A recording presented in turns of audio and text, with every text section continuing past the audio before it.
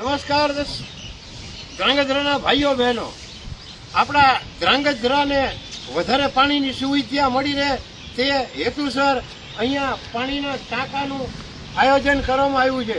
પણ ગઈકાલે જે પવન થયો એમાં આ ટાંકાને જે ઊંચી સાઈડ સળિયા હતા એ જેમ ચોમાસામાં છત્રી કાગડા થઈ જાય એમ ઉલટા વળી ગયા છે.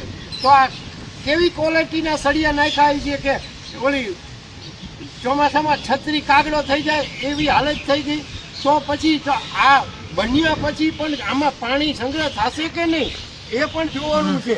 અને બીજા નંબરમાં કે આ કામ ચાલુ છે એ પહેલાં જ અત્યારે આના મટીરિયલનો બધાનો લેબોરેટરી ટેસ્ટ કરાવવામાં આવે, નહીંતર અહીંયાથી પાણીનો ટાંકો તૂટશે તો ક્યાંનું ક્યાંય પાણી વહી જશે. અને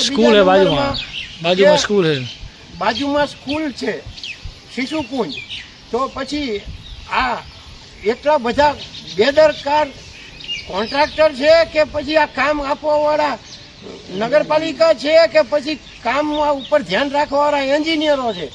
જે કોઈ હોય એઓની ઉચ્ચ કક્ષાએ તપાસ થાય અને તેઓને જો ફોલ્ટમાં આવે તો તેઓને પૂરેપૂરો દંડ આપવામાં આવે, અથવા તેઓ ઉપર કોન્ટ્રાક્ટરનું નીકળે વાંક તો કોન્ટ્રાક્ટરને બ્લેકલિસ્ટ કરવામાં આવે, એવી અમારી લાગણી અને માંગણી છે.